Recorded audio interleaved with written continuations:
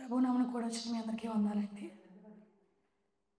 మొదలు పెట్టుకొనిచుండగా చిన్న ప్రార్థన చేసుకోండి. ప్రారంభించుకుందాం. మమ్మల్ని మిక్కిలిగా ప్రేమించిన పరలోకమందున మా తండ్రి, అతి పరిశుద్ధమైన శ్రేష్టమైన నామాన్ని బట్టి మీకు వందనాలు చెల్లిస్తున్నాను. ప్రభువా, మేమంతా పాటలతో పాడుచుండగా స్తుతించడానికి, నిన్ను మాత్రమే మహింపరచడానికి కృప చూపించి నడిపించండి. మీ స్వస్థల కింద ప్రభువా తండ్రి మమ్మల్ని భద్రపరచండి తండ్రి. ఇంకెవరి రాలేదు సకాలంలో రావడానికి వెంట పెట్టుకుని తీసుకున్నామండి. సహాయం తెచ్చండి. నీ వాక్యం వినడానికి వేగిరపడి మేము పాదాలు పరిగెత్తడానికి కృప చూపించమని యేసుక్రీస్తు వారి విలువైన నామంలో మిక్కిలి వినంతగా ప్రార్థిస్తున్నాం అక్కని తండ్రి. ఆమేన్.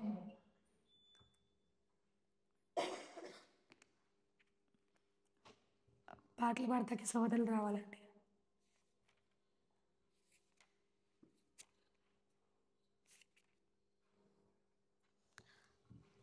మన కీర్తన పుస్తకంలో నుంచి 25వ పాట.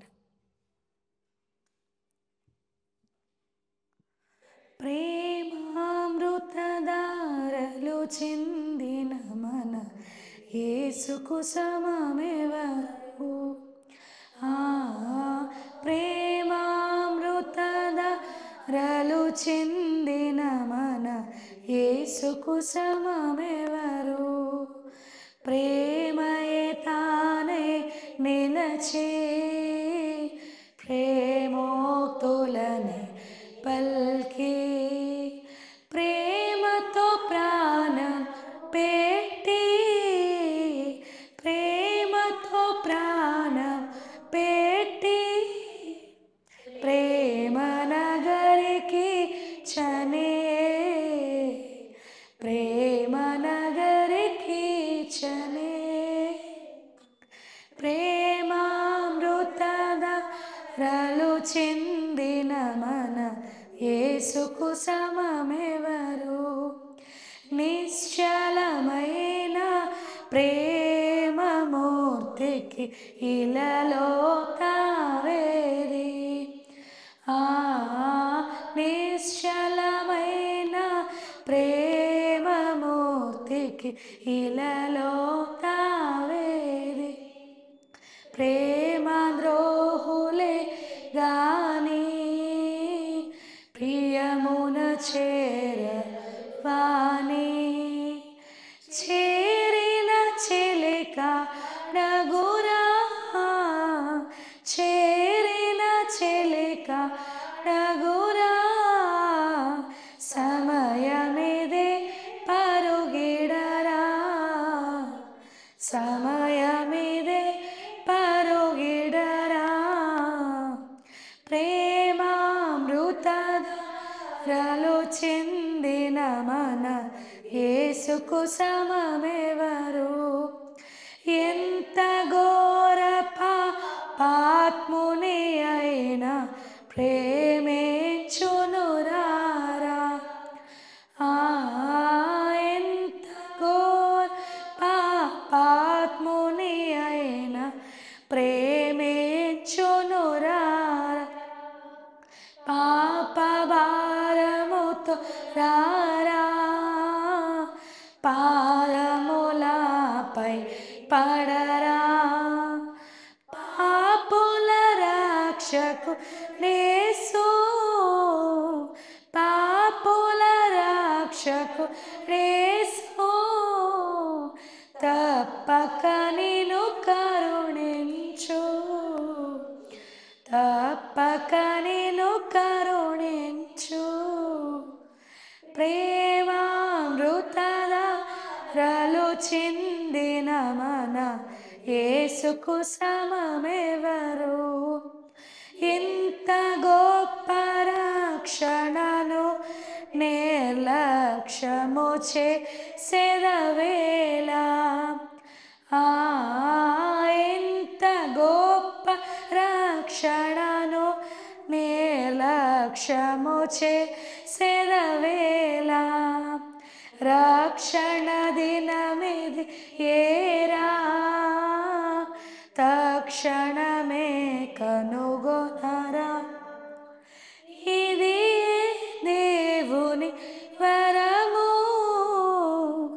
ఇది దేవుని వరము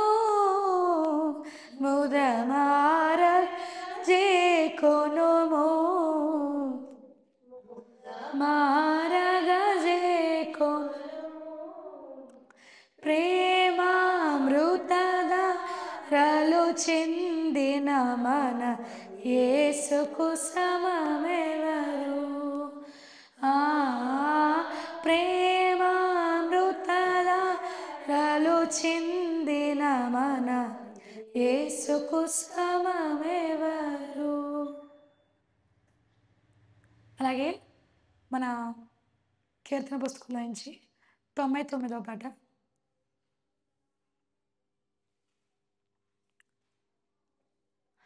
హృదయమనెడు తలుపు నొద్ద యేసునాథుండు నిలచి సదయుడగుచు తట్టుచుండు సకల విధములను. నిలచి సదయుడగుచు తట్టుచుండు సకల విధములను. పరుని బోలి నిలిచున్నాడు పరికించి చూడా నతడు పరుడు కాడు రక్షకుండు ప్రాణ స్నేహితుడు. నతడు పరుడు కాడు రక్షకుండు ప్రాణ స్నేహితుడు. మనెడు తలుపు నొద్ద యేసునాథుండు నిలచి సదయుడగుచు తట్టుచుండు సకల విధములను. కరుణాశీలుడతడు గాన గాచి ఉన్నాడు. యేసు కరుణా నెరిగి గౌరవించి గారము న్యాయంబు. యేసు కరుణా నెరిగి గౌరవించి గరము న్యాయంబు. హృదయమనెడు తలుపు నొద్ద యేసునాథుండు నిలచి సదయుడగుచు తట్టుచుండు సకల విధము. నిలచి సదయుడగుచు తట్టుచుండు సకల విధములను. ఎంతసేపు నిలువబెట్టి ఏడ్పింతురతనే నా తాడెంతో దయచే పిలుచున్నాడిప్పుడు మిమ్ములను. నా తాడెంతో దయచే పిలుచున్నాడు పొడు మిమ్ములను. హృదయమనెడు తలుపు నొద్ద యేసునాథుండు నిలచి సదయుడగుచు తట్టుచుండు సకల విధములను. అతడు మిత్రుడతడు మిత్రుడఖిల పాపులకు మీరాలతని పిలుపు వింటిరేని యతడు ప్రియుడగును. మీరాలతని పిలుపు వింటిరేని యతడు ప్రియుడగును. హృదయమనెడు తలుపు నొద్ద యేసునాథుండు నిలచి సదయుడగుచు తట్టుచుండు విధములను. జాలి చేత తన హస్తములు జాపి ఉన్నాడు. మేమెల్ల సేయాగోరి యనిసము కనిపెట్టు మేము నాలింగనము సేయాగోరి యనిసము కనిపెట్టు హృదయమనెడు తలుపు నొద్ద యేసునాదుండు నిలచి సదయు డగుచు తట్టుచుండు సకల విధములను నిలచి సదయుడగుచు తట్టుచుండు సకల విధములను.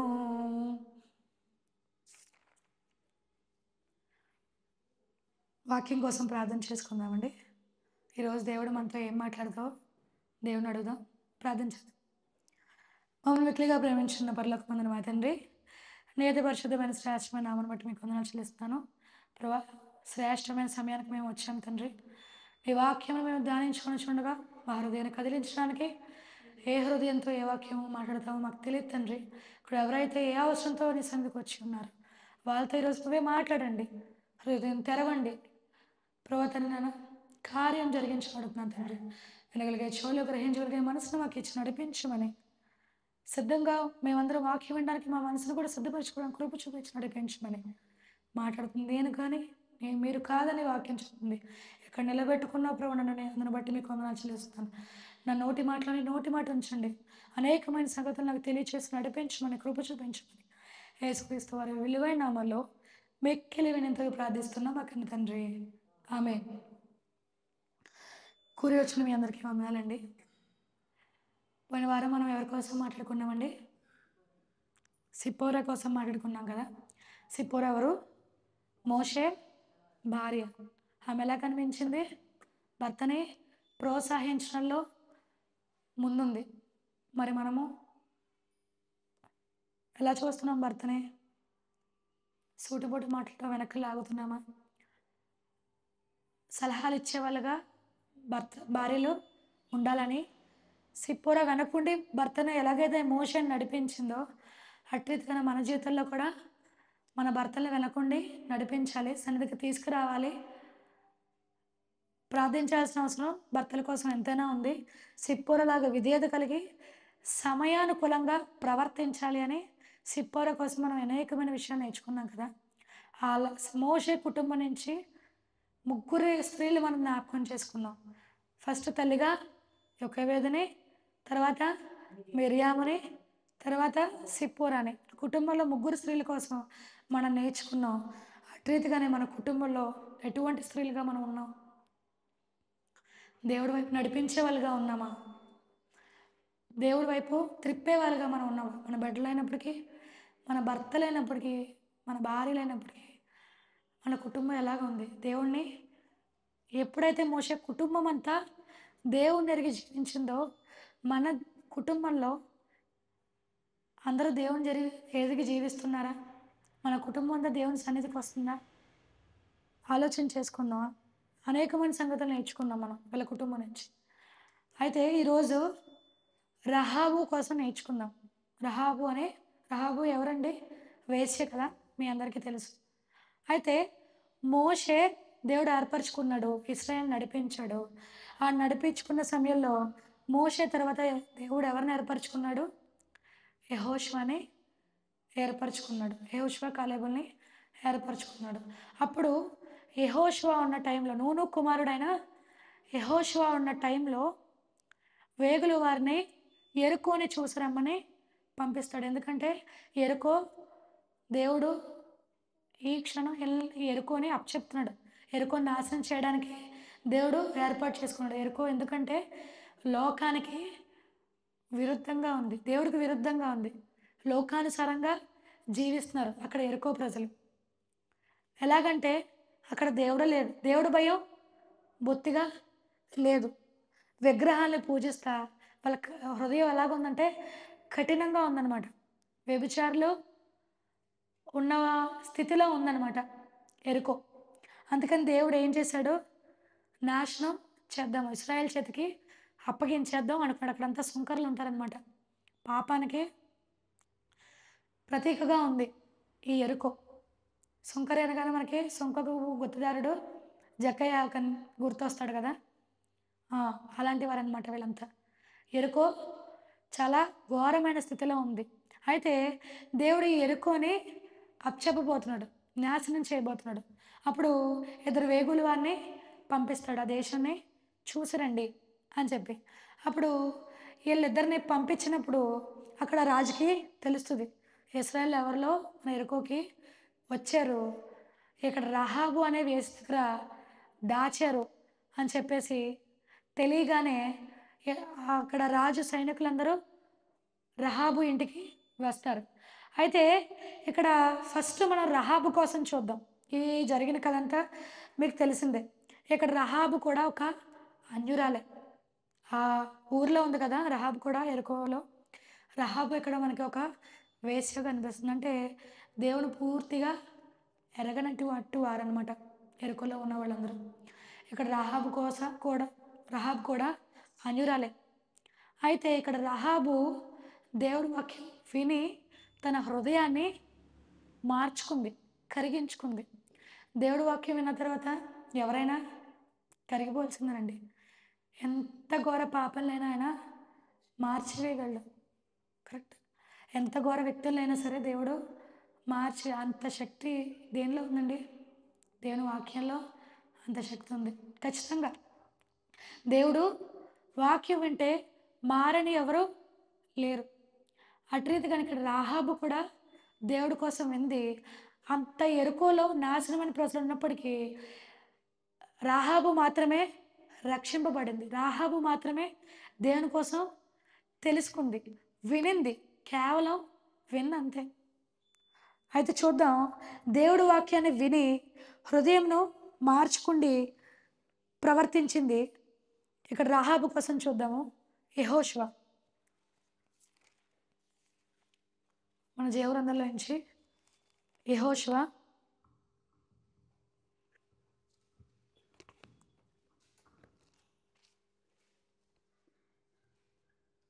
2వ అధ్యాయం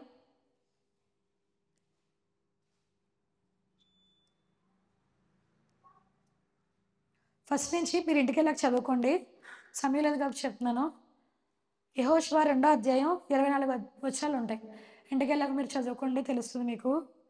నూను కుమారుడైన యెహోషువ వేగుల వారైన 2 మనుషులను పంపించి, మీరు పోయి ఆ దేశమును ముఖ్యముగా ఎరుకోను చూడడని వారితో చెప్పి షిత్తీ నది నుండి వారిని రహస్యముగా పంపెను. వారు వెళ్ళి రహాబును ఒక వేశ్యంట చేరి అక్కడ దిగగా. అయితే వీళ్ళు ఎక్కడికి వచ్చారండి? రహాబు అనే వేశ్యంటికి వచ్చారు. ఇక్కడ రహాబు వేసి కనిపిస్తుంది, కానీ దేవుడి కోసం విని ఆమె హృదయంనే మార్చుకుంది. ఇక్కడ నువ్వు దేవుని ఎరిగి కూడా నీ హృదయాన్ని మార్చుకోలేదా? ఈరోజు ఈ వాక్యం వింటున్న మనం, ఇక్కడ రహాబు దేవుడి కోసం విని తన హృదయాన్ని మార్చుకుంది, దేవుణ్ణి అంగీకరించి రక్షింపబడింది. తన్నే కాదు, తన ఇంటిని కూడా రక్షించుకుంది. మనము దేవుడు వాక్యం వింటున్నాం కానీ పడంచెవును పెట్టేవారుగా ఉన్నామా? విని విడిచిపెట్టేవారుగా ఉన్నామా? గ్రహించుకోవట్లేదా? మన కుటుంబం కూడా రక్షింపబడట్లేదా? విని విడిచిపెట్టే వారంగా ఉంటున్నామా? మనం జ్ఞాపకం చేసుకోవాలి. ఎప్పుడైతే దేవుణ్ణి అంగీకరించి ఒప్పుకుంటామో మనం, అప్పుడు దేవుడు ఏమాత్రం మన చెయ్యి విడిచిపెట్టండి, ఖచ్చితంగా చెప్పగలం. ఎందుకని? నువ్వు రానంతసేపు అయినా రాడు. నువ్వు ఎప్పుడైతే దేవుని అంగీకరించి వస్తావో అప్పుడు దేవుడు ఎంత మాత్రమూ తోసివాడు. ఏమని చెప్తుందని దేవుడు వాక్యం? ఎవరైతే ఆయన యొద్దకు వస్తారో ఆయన ఎంత మాత్రమూ తోసివేయడు. కానీ ముందు నువ్వేం చేయాలి? రావాలి కదా. అవునండి. ఫస్ట్ ఏం చేయాలి? మనం దేవుణ్ణి కోసం విని ముందు రావాలి. అప్పుడు దేవుడు నిన్ను ఆయన వైపు తిప్పుకుంటాడు. నువ్వు రాకుండా ఇంటి దగ్గరే ఉండి రాకుండా దేవుణ్ణి ఎరగకుండా ఉంటే ఎంతకాలం కదా. ఇక్కడ అన్యురాలై ఉండి రాహాబు ఏం చేసింది? దేవుణ్ణి అంగీకరించింది. మరి క్రైస్తవులుగా ఉండి మనకు అన్నీ తెలుసు, కదా. దేవుడు ఎవరో తెలుసు, మన కోసం రక్షింపబడ్డాడు, సిలువ వేయబడ్డాడు, మన కోసం రక్తం కార్చాడు, తన అమూల్యమైన ప్రాణం మన కోసం ఇచ్చాడు. మనకి సమస్తం తెలిసి కూడా మనం ఏం చేస్తున్నాం? మన కుటుంబాన్ని రక్షించుకుంటున్నామా? మన కుటుంబాన్ని ఆయన వైపు తిప్పుకుంటున్నామా? రాగలుగుతున్నామా సన్నిధికి? దేవుణ్ణి అడగగలుగుతున్నామా? దేవా, నా మనసు మార్చని, నేను ఇంకా రక్షింపబడలేదు, కానీ నిన్ను తెలుసుకున్నాను, కానీ నేను ఇంకా రక్షింపబడలేదు. ఈ జీవితం, ఈ క్షణం నీ చేతిలో అప్పగించుకుంటున్నాను, నన్ను మార్చమని నువ్వు అడుగుతున్నావా? మరి ఇక్కడ రాహాబు ఏం చేసింది? విని విశ్వసించి దేవుని హృదయంలో పెట్టుకుంది. దేవుడు ఏం చేశాడు? ఆమెని రక్షించాడు. ఇక్కడ చూద్దాము, దేవుడి దగ్గరికి ఎప్పుడైతే నువ్వు వస్తావో ఆయన అంత మాత్రమును త్రోసివేయడండి. ఆయనకి భేదమేమీ లేదు, భేదమేమీ లేదు. దేవుడు అనుగ్రహించు మహిమను పొందలేకపోతున్నాం కదా, భేదమేమీ లేదు. దేవుడు అన్యులకు కూడా దేవుడే. యేసుక్రీస్తు అందరికీ ప్రభువు అని వాక్యం చెప్తుంది. ఓన్లీ క్రైస్తవులకే అని కాదు, దేవుడు అందరికీ ప్రభు. మన ప్రజలందరినీ ఎవరు చేశారండి? ఆయన చేతులతోనే కదా చేసింది కదా. అప్పుడు క్రైస్తవులకి కాదు కదా. బైబిల్ చెప్తుంది యేసుక్రీస్తు అందరికీ ప్రభు అని, భేదమేమీ లేదు. అందరూ పాపం చేసి దేవుడు అనుగ్రహించిన మహిమను పొందలేకపోతున్నారు. దేవుడికి భేదం లేదండి. అన్యులని, వేరే వాళ్ళని, వీళ్ళు క్రైస్తవులని, దేవుడికి భేదమేమీ లేదు. ఎప్పుడైతే నువ్వు దేవుణ్ణి అనుసరించి ఒప్పుకొని, నిజమైన రక్షకుడిని ఒప్పుకొని నువ్వు రక్షింపబడతావో అప్పుడు దేవుడు నిన్ను తీర్చిదిద్దుతాడు, అప్పుడు దేవుడు నిన్ను మార్చుతాడు. ఇక్కడ రాహాబుని చూద్దాము, 2వ వచనం. దేశం వేగు చూచుటకు ఇశ్రాయేలు వద్ద నుండి మనుషులు రాత్రివేళ అక్కడికి వచ్చిద్రని ఎరుకో రాజునకు వర్తమానం వచ్చను. అతడు నీ వద్దకు వచ్చి, నీ ఎంట చేరిన మనుషులను వెలుపలికి తీసుకుని రమ్ము, వారు ఈ దేశం అంతటి వేగు చూచుటకి వచ్చిద్రని చెప్పుటకు రాహాబు వద్దకు మనుషులను పంపగా, ఆ స్త్రీ ఆ 2 మనుషులను తోడుకొని వారిని దాచిపెట్టి, మనుషులు నా యొద్దకు వచ్చిన మాట నిజమే, వారు ఎక్కడి నుండి వచ్చిద్రో నేను ఎరుగను, చీకటి పడుచుండగా గవని వేయబడి వెళ్ళను, ఆ మనుషులను వెలుపలికి వెళ్ళిరి, వారు ఎక్కడికి పోయారో నేను ఎరుగను, మీరు వారిని శీఘ్రముగా తరిమితిరా పట్టుకుందరు. ఏమని చెప్తుంది? వాళ్ళిద్దరు వచ్చిన మాట నిజమే, కానీ వాళ్ళు ఎక్కడి నుంచి వచ్చారో వాళ్ళ కోసం నాకేమీ తెలీదు, మీరు తొందరగా వెళ్తే వాళ్ళని పట్టుకుంటారు. గవని వేసే టైంకి వాళ్ళు వచ్చారు, వాళ్ళు ఎక్కడి నుంచి వచ్చారో నాకు తెలియదు, ఇదిగో ఇలాగే వెళ్ళిపోయారు, మీరు తొందరగా శీఘ్రముగా వెంటనే వెళ్తే వారు మీకు దొరుకుతారు. ఎంత ధైర్యం చేసిందండి! ఒక రాజు సైనికులు పంపించినప్పుడు అక్కడ వాళ్ళు ఉన్నారని నిజంగా తెలిస్తే ఏమవుతుంది? ఈమె ప్రాణం కదా. రాజు ఎటువంటి శిక్ష వేస్తాడు? ఖచ్చితంగా మరణ శిక్ష ఉంటుంది, ఎందుకంటే అబద్ధం చెప్పినందుకు. కానీ ఇక్కడ ఆ అబద్ధాన్ని కూడా ఎలా చెప్పింది చూడండి, చక్కగా బల్లగుద్దినట్టు చెప్పింది. ఏమాత్రం డౌట్ రాకుండా, అనుమానం రాకుండా. మీ ఇద్దరు వేగుల వారు వచ్చారండి దగ్గరికి, రాజుకు వచ్చింది వర్తమానం. ఎక్కడారా అనగానే, వచ్చిన వాడు నిజమే, కానీ ఇప్పుడే వాళ్ళు వెళ్ళిపోయారు, వాళ్ళు ఎక్కడి నుంచి వచ్చారో నాకు తెలియదు, మీరు వెంటనే వెళ్తే వాళ్ళే దొరుకుతారు. ఎంత చక్కగా చెప్పింది అంటే, ఆమెకి రాజుకి ఏదైనా చేస్తాడు అని భయపడలా, కానీ దేవుని మీద నమ్మకం ఉంచింది. ఎంత విధేయతురాలైన స్త్రీగా చూడొచ్చు మనం, ఎంత ధైర్యమైన స్త్రీగా చూడొచ్చు కదా మనం ఇక్కడ ఆమెని. అలాంటి రాహాబుని దేవుడు మార్చుకున్నాడు. అయితే 6వ వచనం, అని చెప్పి అతని మిద్దె మీదకి ఆ ఇద్దరిని ఎక్కించి దాని మీద రాసివేసి ఉన్న జనుప పెట్టెలో వారిని దాచి ఉంచెను. ఆ మనుషులు యోర్దాను దాటి రేవుల మార్గముగా వారిని తరిమిరి. తరిమిపోయిన ఆ మనుషులు బయలువెళ్ళిన తోడనే గవని వేయబడెను. ఆ వేగుల వారు పండుకొనకు మునుపు ఆమె వారున్న మిద్దె మీదకి ఎక్కి వారితో ఇట్లనెను, యెహోవా ఈ దేశము మీకు ఇచ్చుచున్నాడనియు, మీ వలన మాకు భయము పుట్టుననియు, మీ భయము వలన ఈ దేశము వాసులందరికీ ధైర్యము చెడుననియు నేను ఎరుగుదును. ఏమి నమ్మకం ఉంచింది?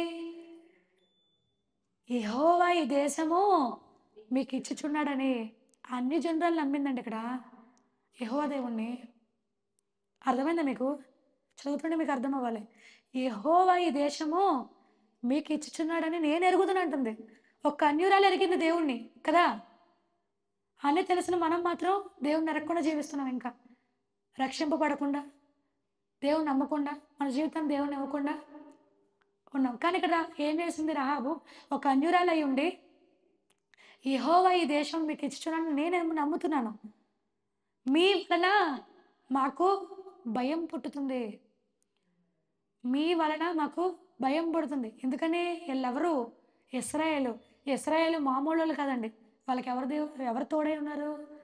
దేవుడు తోడై. ఎప్పుడైతే వాళ్ళు ఏ యుద్ధానికి వెళ్ళినా అవలీలగా వస్తాయి వాళ్ళకి విజయాలు. ఎందుకని? వారి పక్షాన ఎవరున్నారు? దేవుడున్నాడు. అందుకని వీళ్ళకి భయం పడుతుంది. ఎందుకని? ఇశ్రాయేలు అమ్మో! ఇశ్రాయేలు దేవుడు ప్రజలు. దేవుడు వారికి తోడై ఉన్నాడు. వాళ్ళతో పెట్టుకుంటే మన వల్ల అవదని రహాబు నమ్మింది. వేశ్య అయినా అన్యురాలైనా రహాబు నమ్మి, మీ వలన మాకు భయం కలుగుతుంది, మా ధైర్యం కూడా చెడిపోద్ది. ఎందుకంటే అంత బలవంతులు అనమాట. దేవుడి మీద ఆధారపడితే దేవుడు చూసుకుంటాడు. కాబట్టి మీ వలన మాకు భయం పుట్టుచున్నది, మా ధైర్యము చెడునని నేను ఎరుగుదును. మీరు ఐగుప్తు దేశం నుండి వచ్చినప్పుడు మీ ఎదుట యెహోవా ఎర్ర సముద్రమును నీరును ఎలాగూ ఆరిపోచేసను, యోర్దాను తీరనున్న అమోరీయుల 2 రాజులైన సీహోనును ఓగును మీరేమి చేసితురో, అనగా మీరు వారిని ఎలాగూ నిర్మూలన చేసితురో ఆ సంగతులను మేము వింటిమి. ఏం చేసింది? విన్నదంట. ఏమని? యెహోవా దేవుడు ఎర్ర సముద్రాన్ని పాయలుగా చేశాడు. మిమ్మల్ని అందరినీ ఆరిపోయిన నెలను నడిపింపజేశాడు. అమోరీయుల రాజుని సీహోనుని ఓగుని హతం చేశాడు. ఇంత గొప్ప దేవుని కోసం నేను విన్నాను. ఏం చేసిందంట? వింది. వినటం వల్ల ఏమొచ్చింది? విశ్వాసం వచ్చింది. ఇక్కడ రహాబుకు కూడా ఏమొచ్చింది? విశ్వాసం వచ్చింది కాబట్టే కదా వాళ్ళిద్దరిని దాచిపెట్టింది. ఏమా కదా? విశ్వాసం ఉంది కాబట్టే వాళ్ళిద్దరిని దాచడానికి భయపడలే. ఎందుకు? వాళ్ళకి ఎవరు తోడై ఉన్నారు? దేవుడు తోడై ఉన్నాడు కాబట్టి ఏమన్నప్పటికీ దేవుడు చూసుకుంటాడని నమ్మిక ఉంచింది. వింది, కేవలం వింది, కేవలం వింది. ఈరోజు ఈ సన్నిధికి వస్తున్నాం. మరి మనము ఆమె వినటం వల్లే విశ్వాసం కలిగి ఉందంటే, రోజు మనం చర్చ్కి వచ్చి దేవుడు వాక్యం విని దేవుళ్ళో ఎదుగుతున్న మనకి ఇంకెంత విశ్వాసం ఉండాలండి? ఎప్పుడైనా ఆలోచన చేశారా? వినటం వల్లే విశ్వాసం కలిగిద్ది. అయితే విని గ్రహించింది రక్షణ పొందుకుంది.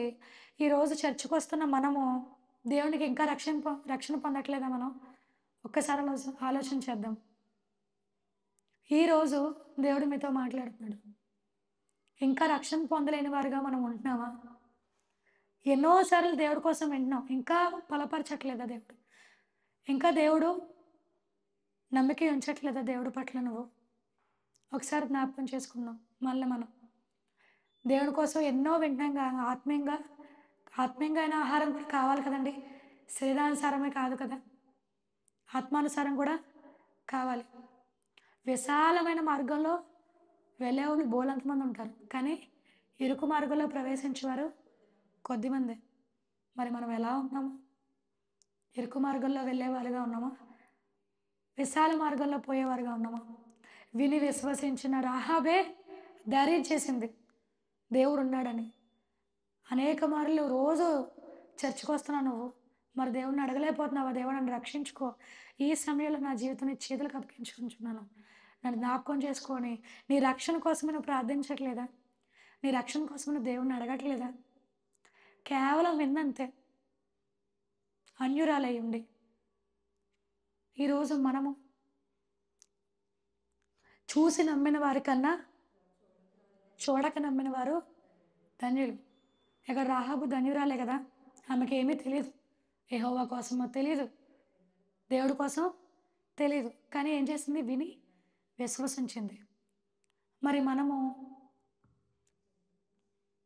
మనం కూడా ధన్యులమే కదండీ!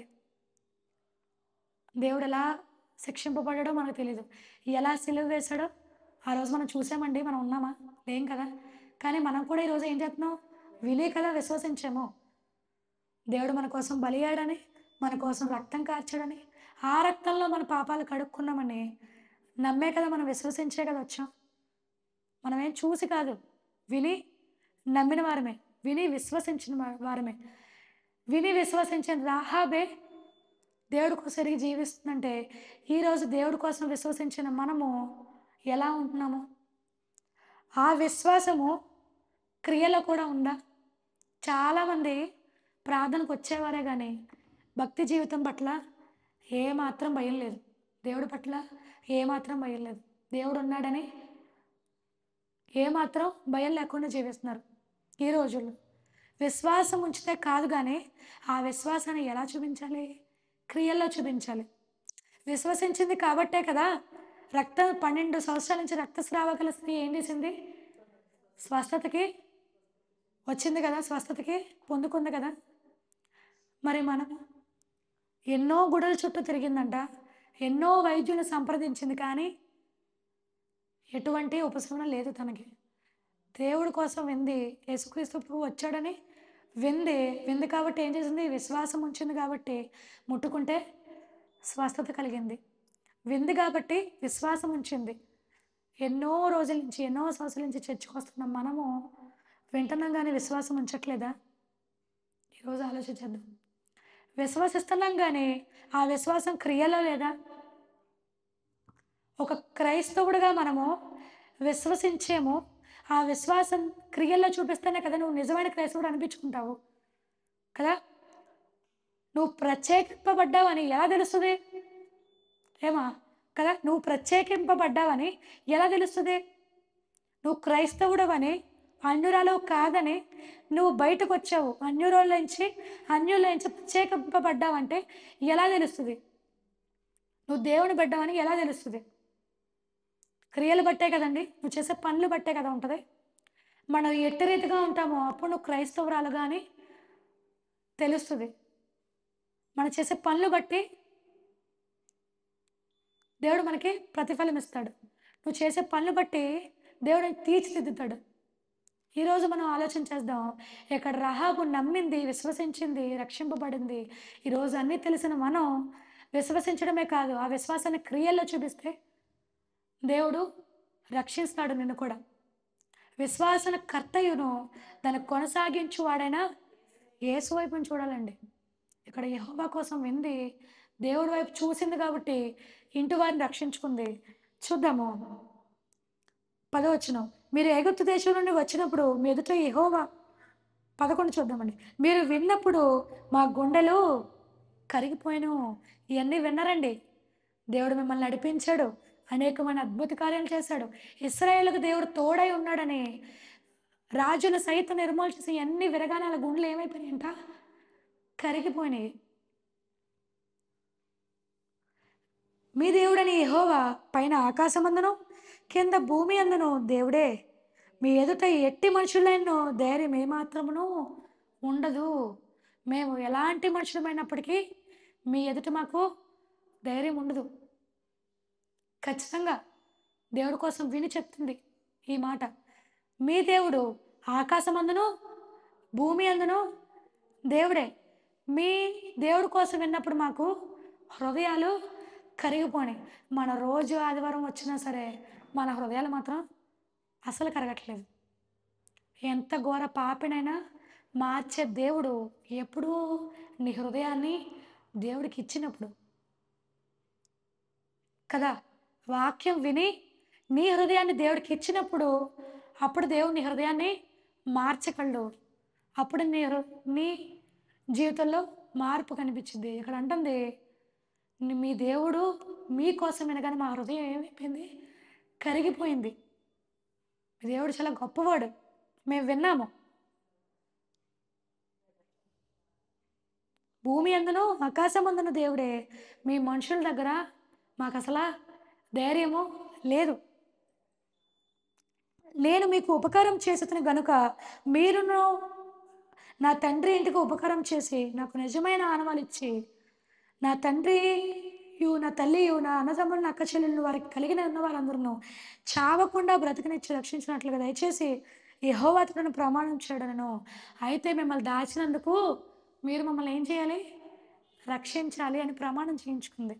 అప్పుడు వాళ్ళంటారు, ఆమె తన కోసం కాకుండా ఇంకేం చేసింది? తన తల్లియు, తన తండ్రియు, తన అక్కయ్యు, తన కలిగి ఉన్న ఇంటి వారందరూ రక్షింపబడాలని కోరుకుంది.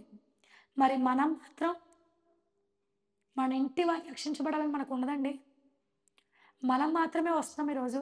ఒక భర్త అయి ఉండి నీ భార్య రావట్లేదా సన్నిధికి? నువ్వు భార్యగా ఉండి నీ భర్త, నీ పిల్లలు నీ సన్నిధికి రావట్లేదా? ఎప్పుడైతే నువ్వు కుటుంబంగా వస్తున్నావో దేవుడు ఖచ్చితంగా ఆశీర్వాదాన్ని పొందుకుంటావు. ఖచ్చితంగా నీ కుటుంబంగా ఎప్పుడైతే యెహోషువ ఏమంటాడు? నేనును నా ఇంటి వారును యెహోవాను మీరెవరైనా సేవిస్తారేమో కానీ నేనును నా ఇంటి వారును యెహోవాను సేవించదని ఖచ్చితంగా చెప్తున్నాడు యెహోషువ. మరి ఈరోజు మనము ఇక్కడ రహాబు అంటుంది, నేను మిమ్మల్ని దాచిపెట్టాను కాబట్టి మీరు నన్నును నా తల్లిదండ్రులు నాకు కలిగిన ఇంటి వారందరినీ రక్షించండి అని ఇక్కడ ఇద్దరిని అడుగుతుంది. ఈరోజు మనం అడుగుతున్నాం మన దేవుణ్ణి, ప్రభువా ఈరోజు నేను ఒక్కదాన్నే వస్తున్నాను, నా భర్త రావట్లేదు. దేవా నా భర్త నేను మాత్రమే వస్తాను, నా భార్య రావట్లేదు. మా కుటుంబంగా వచ్చింది ఆరాధించడానికి కృప చూపించండి, రక్షింపబడడానికి సహాయం చేయండి అని దేవుణ్ణి అడుగుతున్నావా? ఎప్పుడైతే నీ కుటుంబంగా వస్తావో అనేకమైన ఆశీర్వాదాలు పొందుకుంటావని నేను అంటాను. ఖచ్చితంగా అనేకమైన ఆశీర్వాదాలు దేవునికి ఇస్తాడు ఎప్పుడు నీ కుటుంబం కోసం ప్రార్థించినప్పుడు. ఇక్కడ రహాబు అంటుంది, నా కుటుంబాన్ని రక్షించమని, నా కుటుంబాన్ని కాపాడమని ప్రమాణం చేసుకుంది. ఇప్పుడు నువ్వు ఈ దేవునితో ప్రమాణం చేసుకుంటున్నావా? కుటుంబంగా ఈ సంవత్సరం నుంచైనా నా కుటుంబం సన్నిధిలోకి రావాలి ప్రభు అని అడుగుతున్నావా దేవుణ్ణి? సంవత్సరాలు గడిచిపోతున్నాయి, నెలలు గడిచిపోతున్నాయి, రోజులు గడిచిపోతున్నాయి. ఇంకో 2 నెలల్లో కొత్త సంవత్సరం కూడా వస్తుంది. ఇంకొక నెలలో సంవత్సరాలు వెళ్ళిపోతున్నాయి కానీ మన కుటుంబాలు మాత్రం మన సన్నిధికి రావట్లేదా? అడుగుదాము మన కుటుంబం కోసం. మన కుటుంబం కోసం మన బాధ్యతే కదండి, కదా? బాధ్యత కాబట్టి రహాబు అడిగింది మా కుటుంబం కూడా రక్షింపబడాలని. అయితే వీళ్ళు అంటారు, మేము దేవుడు ఎరుకొని నాశనం చేసినప్పుడు నువ్వు వాళ్ళ కిటికీ గుండా, సమయం లేదు కాబట్టి నేను చెప్పాను, కిటికీ గుండా వాళ్ళిద్దరిని పంపించి ఒక ఎర్రటి దారాన్ని కిటికీకి కట్టుకుంటే దేవుడు మిమ్మల్ని రక్షిస్తాడు, మిగతా అంతటిని నాశనం చేస్తాడు. ఎప్పుడైతే నీకు కలిగిన వారందరినీ ఎక్కడికి రావాలి? ఈ ఇంటిలోకి, నీ ఇంటిలోకి వస్తే అప్పుడు వాళ్ళు రక్షింపబడతారు. వాళ్ళు కానీ వెలుపల ఉంటే గనక వాళ్ళకి మేము ఉత్తరవాది కాదు, వాళ్ళకి మేము మేము మాకు అనవసరం అది.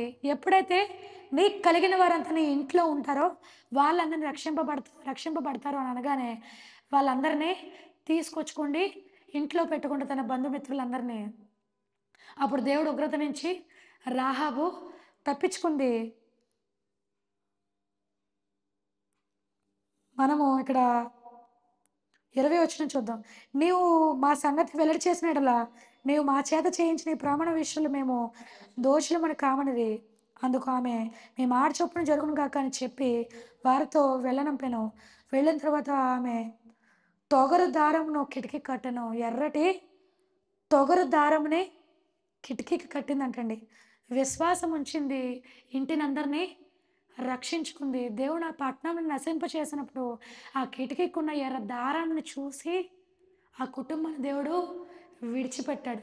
ఇక్కడ ఎర్ర దారం అనేది ఎలా కనిపిస్తుందంటే, పాత నిబంధనలో ఫస్ట్లో ఆదాము అవ్వ పాపం చేసినప్పుడు వాళ్ళు ఏం కట్టుకుంటారు? అంజూరపు ఆకులతో, వాళ్ళకి సిగ్గు తెలిసి అంజూరపు ఆకులతో తమ శరీరాన్ని దాచుకున్నప్పుడు దేవుడు ఏం చేశాడంటే ఆ ఆకులను తీసివేసి జంతువును వధించి ఈ చర్మపు జంతువు చర్మంతో వాళ్ళకి వస్త్రంని చేయించాడు కదా. అక్కడ ఏమైంది? జంతువు రక్తం చిందింపబడింది. అలాగే ఇశ్రాయేల్లో సంహార దూత వాళ్ళని ఇశ్రాయేల్ని సంహరించకుండా ఒక ఎద్దును వధింపజేసి ఆ రక్తాన్ని ప్రోక్షించి వాళ్ళ ద్వారం వైపు గుమ్మాల వైపు ఏం చేశారు? సిలువ వేసుకున్నారు. రక్తాన్ని ప్రోక్షించారో అప్పుడు సంహార దూత వాళ్ళు నశింప చేయకుండా వాళ్ళ నుంచి పారిపోయింది. అక్కడ రక్తం చిందింపబడింది. అలాగే సిలువలో యేసుక్రీస్తు ప్రభు కూడా మన కోసం రక్తం చిందించాడు. ఈ ఎర్రటి దారము రక్తానికి, ఆయన రక్తానికి సాదృశ్యంగా ఉంది. ఈరోజు దేవుడు మన కోసం, మన పాపాల కోసం ఆయన రక్తంలో మనల్ని కడిగాడు. మన పాపాలన్నీ ఆయన రక్తంలో మనం కడుక్కున్నాము. కాబట్టి దానికి సాదృశ్యంగా ఉన్న ఈ ఎర్రటి దారాన్ని కట్టుకోమని ఇక్కడ వీళ్ళిద్దరూ చెప్పగానే వాళ్ళు ఏం చేశారు? ఈ ఎర్రటి దారం కట్టుకోవడం వల్ల వాళ్ళ కుటుంబం రక్షింపబడింది. వాళ్ళ కుటుంబానికి మొత్తం వాళ్ళ ఇంటి వారికి కూడా రక్షింపబడ్డారు. హెబ్రీ చూద్దామండి. హెబ్రీలు రాసిన పత్రిక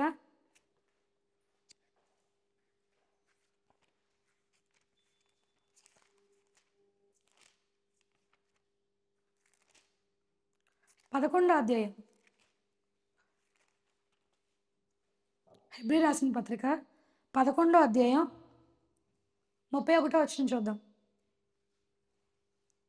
విశ్వాసమును బట్టి రహాబును వేశ్య వేగులు వారిని సమాధానంగా చేర్చినందున అవిధేయతతో పాటు నశింపకపోయెను.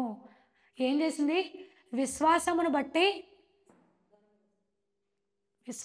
బట్టి సమాధానంగా వాళ్ళని చేర్చుకుంది. ఏం చేసింది? వాళ్ళ కుటుంబాన్ని రక్షించుకుంది. మరి విశ్వాసాన్ని బట్టి మనం సమాధానంగా ఉన్నామా? ఆ రోజు విశ్వాసమును బట్టి సమాధానంగా వాళ్ళిద్దరిని ఏం చేసింది? పంపించింది. విశ్వాసమును బట్టి వాళ్ళిద్దరిని సమాధానంగా పంపించింది కాబట్టి అవధేయులతో పాటు నశించిపోకుండా రక్షింపబడింది. ఈరోజు మనం దేవుడి వాక్యం విని విశ్వసించి వాటిని క్రియల్లో చూపిస్తున్నాం. మనము నశించిపోతున్నామా? అవధేయులతో పాటు కలిసిపోతున్నామా? దేవుడికి ప్రత్యేకంగా ఉండి మనం రక్షింపబడుతున్నామా? మన కుటుంబాన్ని రక్షించుకుంటున్నామా? ఇక్కడ రహాబు ఏం చేసింది? రక్షింపబడింది, కుటుంబాన్ని రక్షించుకుంది. అట్రీతిగానే మనము మన కుటుంబాన్ని రక్షించుకుందాం. ఇక్కడ రహాబు వాళ్ళిద్దరికీ సాయం చేసినప్పుడు వల్ల దేవుడు వాళ్ళ కుటుంబాన్ని రక్షించి అన్నిటినీ నాశనం చేసి వాళ్ళ కుటుంబాన్ని మాత్రం దేవుడు విడిచిపెట్టాడు. విడిచిపెట్టడమే కాదు, వాళ్ళని ఇశ్రాయేలులో కూడా చేర్చుకున్నాడు. చూద్దాం. యెహోషువ 6వ అధ్యాయం 25వ వచనం. రహాబును వేశ్య ఎరుకును వేగు చూచుటకు యెహోవా పంపిన దూతను దాచిపెట్టి ఉండెను గనుక అతడు ఆమెను, ఆమె తండ్రి ఇంటి వారిను, ఆమె కలిగిన వారందరినీ బ్రతుకనిచ్చెను. ఆమె నేటి వరకు ఇశ్రాయేలు మధ్యనే నివసిస్తుంది. నేటి వరకు ఏం చేస్తుందండి? ఇశ్రాయేలు మధ్యనే నివసిస్తుంది. ఎప్పుడైతే నువ్వు దేవుడిని అంగీకరిస్తావో ఎక్కడుంటావు నువ్వు? ఖచ్చితంగా దేవుడితో జీవిస్తావు. ఇక్కడ అన్యురాలై ఉండి రహాబు వేశ్యై ఉండి, ఒక అన్యురాలై ఉండి దేవుణ్ణి ఎరగనట్టు ఆమె సహాయం చేయడం వల్ల రక్షింపబడింది. రక్షింపబడటమే కాదు, ఇశ్రాయేల్లో కూడా చేర్చబడింది. అంతకంటే ముఖ్యమైన విషయం ఏంటంటే రహాబు యేసుక్రీస్తు వంశావళిలో కూడా చేర్చబడింది. ఈమె మత్తయి సువార్త 1వ అధ్యాయంలో చూస్తే మనకు కనిపించింది. రహాబు సల్మాను రహాబ్ నందు బోయాజును కనెను, బోయాజు రూతునందు ఓబేదెదును కనెను, ఓబేదెదు యెషయను కనెను, యెషయ దావీదును కనెను. దావీదు నుంచి ఎవరొచ్చారండి? యోధా గోత్రపు సింహం ఎవరండి? యేసుక్రీస్తు ప్రభు వచ్చాడు. చూద్దాము. మత్తయి సువార్త 1వ అధ్యాయము 5వ వచనం చూద్దాం. నయస్సును సల్మాను కనెను, సల్మాను రహాబునందు బోయాజును కనెను, బోయాజు రూతునందు ఓబేదెదును కనెను, ఓబేదెదు యెషయను కనెను, యెషయా రాజైన దావీదును కనెను. ఇదంతా యేసుక్రీస్తు వంశావళిలో ఈ వేశ్య ఉంది కదండి, రహాబు కదా, ఎందుకు పనికిరాని వేశ్య రహాబు జీవితం ఎటువంటిదిగా మార్చబడింది. దేవుడు ఎంత గొప్ప తనకి ఇక్కడ అవకాశం ఇచ్చాడు. యేసుక్రీస్తు వంశావళిలో చేర్చబడిందంటే అది ఎంత గొప్ప ధన్యత అండి కదా. మనం కూడా ఈరోజు వాక్యం వింటున్నాం, మనం విని విశ్వసించడం మనం ఎలా ఉన్నాం? చూసి నమ్మిన వారి కన్నా చూడక నమ్మిన వారు ధన్యులని చెప్పి అంటున్నాడు దేవుడు. మరి మనం ధన్యులమా కదా? ఇక్కడ రహాబు విని విశ్వసించి కుటుంబాన్నంతా రక్షించుకుండి యేసుక్రీస్తు వంశవల్లో చేర్చబడింది. ఒక యేసుక్రీస్తు ప్రభు ఆమె గర్భంలో నుంచి వచ్చాడంటే దేవుడు అంత గొప్ప అవకాశాన్ని రాహాబుకి ఇచ్చాడు. ఎందుకు? పనికిరానటువంటి ఆమె, అన్యురాలు, దేవుణ్ణి ఎరగనటువంటి ఆమె ఇక్కడ ఎంత గొప్ప ఆధిక్యత పొందుకుంది.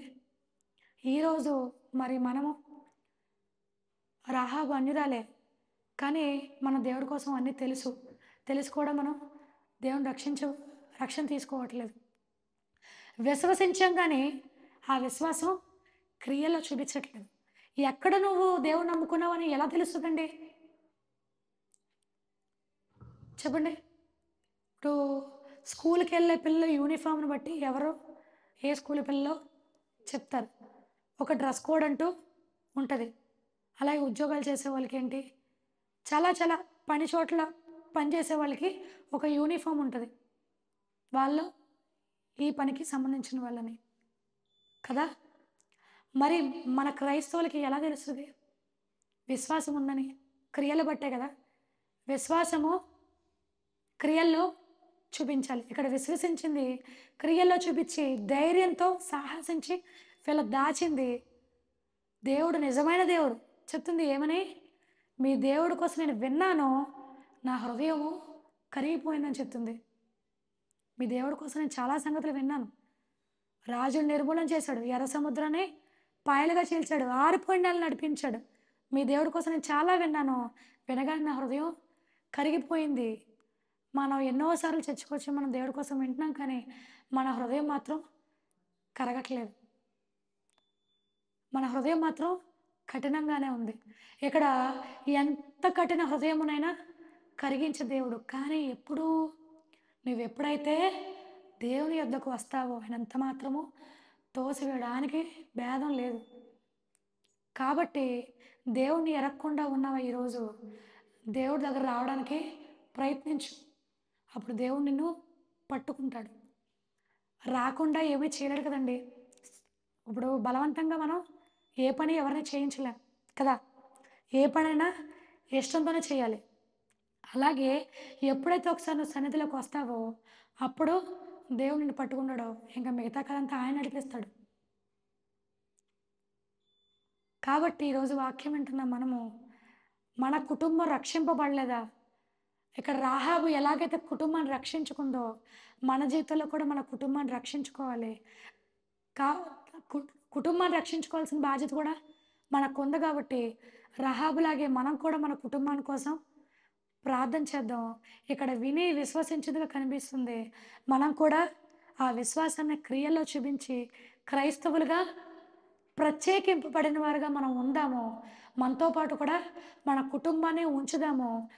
ఆయన రాకడికి ఇక్కడ ఇశ్రాయేల్తో ఎలాగైతే చేర్చబడి యేసుక్రీస్తు వంశావళిలో ఉందో అంత గొప్ప భాగ్యాన్ని పొందుకుందో రాహాబు, మన జీవితంలో మనం కూడా దేవుడికి ఇష్టమైన రీతిగా జీవించి మన హృదయాన్ని ఎప్పుడైతే దేవుడికి ఇస్తామో ఆయన వైపు తిప్పుకుంటామో ఆయన మన జీవితాన్ని మారుస్తాడు, మన అవసరాలను తీరుస్తాడు. ఎప్పుడైతే దేవుణ్ణి అడుగుతామో, నీ విశ్వాసం క్రియలో చూపిస్తావో అప్పుడు దేవుని వైపు చూస్తాడు. ఖచ్చితంగా చెప్తున్నాను, దేవుడు ఖచ్చితంగా నేను చూస్తాడు. ఎప్పుడు?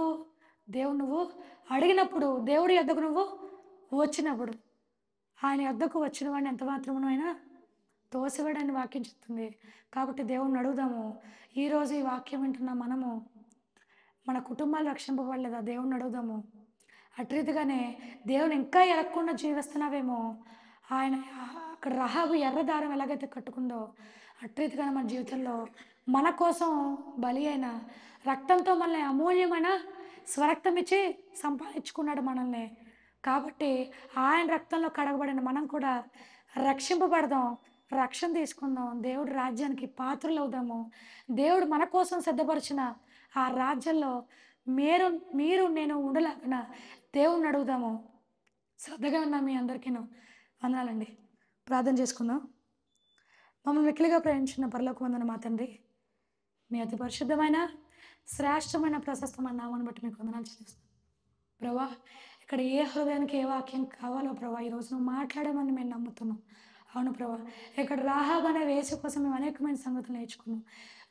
కేవలము విని విశ్వసించింది, హృదయాన్ని కరిగించుకుంది ప్రభా, హృదయాన్ని మార్చుకుంది. ఇక్కడ మేము కూడా ప్రభా వింటున్నాం కానీ విశ్వసించట్లేదేమో ప్రభా. వాక్యం విని విడిచిపెట్టేవారుగా ఉన్నావేమో ప్రభా. మా హృదయం ఇంకా కఠినంగానే ఉందేమో. ఈరోజు జ్ఞాపకం చేసుకున్నాం ప్రభా, మమ్మల్ని జ్ఞాపకం చేసుకోండి. ఇక్కడ ఇంటి వారందరినీ రక్షించుకుంది తండ్రి. మేము ఒక్కలవే వస్తున్నామేమో, మా భర్తలు కూడా, మా కుటుంబం కూడా మీ సన్నిధిలోకి రావడానికి కృప చూపించాను తండ్రి. ఇక్కడ రాహబు నీ వంశవాళ్ళలో చేర్చబడింది, గొప్ప ఆధిక్యతను పొందింది ప్రభా. ఇక్కడ మేము కూడా మా జీవితంలో విని విశ్వసించగల వారిగా కాకుండా ప్రభా, విశ్వాసంతో పాటు మా క్రియలు కూడా నువ్వు ప్రత్యేకించబడ్డావు ప్రభా. మేమందరం ప్రత్యేకంగా మమ్మల్ని విలువ పెట్టి కొనుక్కున్నావు ప్రభా. అట్రీతిగానే ప్రభా దాని తగ్గట్టుగా మేము జీవించడానికి ప్రభా, ఈ లోకంతో కలిసిపోకుండా ప్రభా మమ్మల్ని ఏర్పరచుకున్నావు కాబట్టి, నీ రక్తంలో మమ్మల్ని కడిగావు కాబట్టి ప్రభా నీ కోసం మేము ఒక ప్రభా బాణలాగా మేము ఉండడానికి, మా హృదయాన్ని మేము ఇది మార్చుకోవడానికి ప్రభా కృప చూపించండి. ఏ హృదయంతో ప్రభా నువ్వు మాట్లాడవు మాకు తెలియదు కానీ ఈ సమయంలో ప్రభా ప్రతి ఒక్కరు నాకు ఇంకా ఎవరైతే రక్షణ పొందలేదో ప్రభా రక్షింపబడ్డానికి కృప చూపించండి. మీ రాజ్యంలో మేము ఉండడానికి కృప చూపించి నడిపించండి. మా ఇంటి వారిని కూడా రక్షింపడానికి కృప చూపించండి తండ్రి. అటు రీతిగానే ప్రభాతనైనా చూసి నమ్మిన వారి కన్నా చూడక నమ్మిన వారు ధనిలని వాక్యం చెప్తుంది. మేము చూడలేదు తండ్రి, నువ్వు సిలువ వేయబడ్డాం, నువ్వు మా కోసం శ్రమలు పడ్డాం, హింసించబడ్డాం, మేమేమి చూడలేదు తండ్రి. కానీ ప్రభా చూసి నమ్మిన వారి కన్నా చూడక నమ్మిన వారు ధనిలని వాక్యం చెప్తుంది. చూడకే మేము ధనిలని నమ్ముతున్నాం ప్రభా. నీ రాజ్యంలో మేము కూడా ఉండలాగున తనైనా మమ్మల్ని అందరినీ మేము అక్కడ కలుసుకున్నాగిన సహాయం దయచేయమని, మేము తిరిగి మా గృహాలకు తెచ్చిన క్షేమంగా వెళ్ళాలని ప్రభు చూపించి నడిపించండి. వచ్చే స్వేల కొడుకులో అప్పటి వరకు నేను కాపుదలు ఉంచమని కృప చూపించమని, నేను ఏమన్నా తప్పు మాట్లాడడం క్షమించమని, అనేకమైన నడిపించమని మీకు వందనాలు చెల్లిస్తాం. యేసుక్రీస్తు వారి విలువైన నామములో మిక్కిలి నేను ప్రార్థిస్తున్నాం అక్కని తండ్రి. ఆమేన్. వందనాలండి.